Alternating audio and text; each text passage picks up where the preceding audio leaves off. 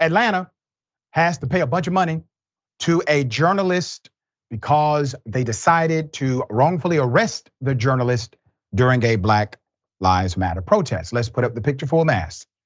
See, this is called defunding the police. The city of Atlanta will now pay more than $100,000 in a settlement to Sharif Hassan, a photojournalist arrested during the Black Lives Matter protest in 2020. I still think that number is significantly low given what happened. Let me give you background. On June 1st, a photojournalist, Sharif Hassan, was photographing the protest in downtown Atlanta over the death of George Floyd by police officers a few days before in Minneapolis. While taking photos of Atlanta police officers making an arrest, his attorney says he was forced to the ground and handcuffed due to the city's 9 p.m. curfew. Despite identifying himself as a journalist to officers and other officers being allowed to work nearby, he was taken into custody and still put in jail overnight.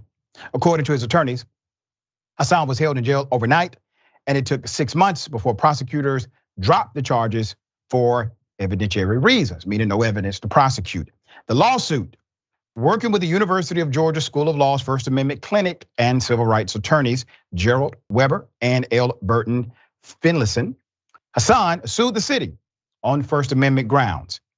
Quote, "Our client was clearly arrested in retaliation for starting to photograph someone else's arrest," explained Claire Norrens, director of the First Amendment Clinic.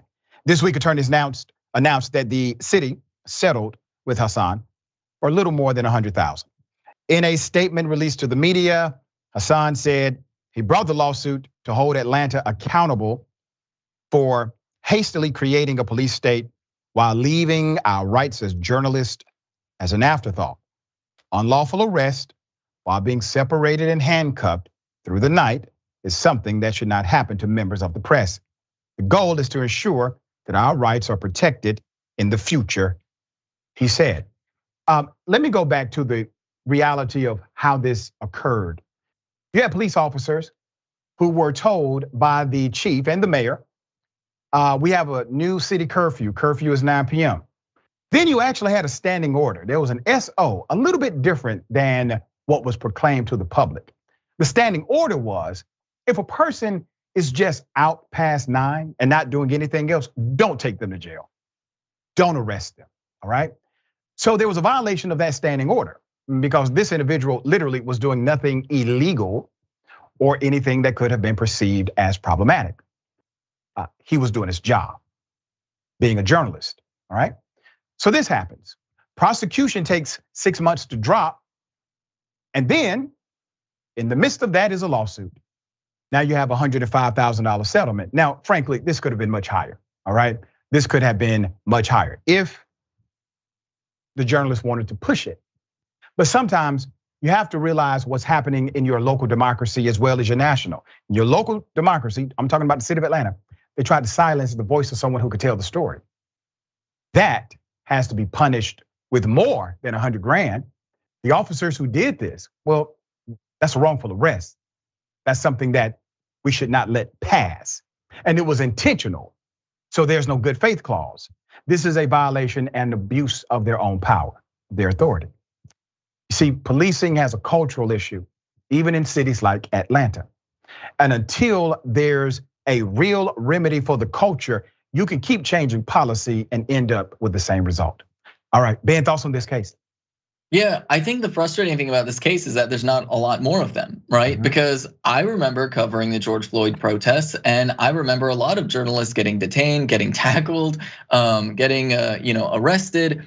And I also remember a lot of random protesters just getting arrested just for being part of a protest. And this is where I think, honestly, the press, I think, has more responsibility right now than ever to do a little self-reflection about how they report on these things. Because fundamentally, people should not be arrested for protesting, right? Like, it is a violation of First Amendment rights to just round up protesters, right? That in and of itself is a problem. You add another layer onto it when you have somebody that's a member of the media. And so obviously you're gonna have a lot of people in the media circle the wagons around somebody else who's in the media. But fundamentally, the United States needs a media that is more willing to question police officers, that's less willing to just take, their press releases as gospel, especially when it comes to the things that happen on the ground with protesters. Because I remember watching the footage on the ground of what was happening in Minneapolis, and then hearing what police were saying was happening on the ground in Minneapolis, and there being an extreme disconnect between those two, and a lot of press just kind of accepting the idea that protesters would get arrested, just kind of accepting the idea that kettling is just a normal thing that police officers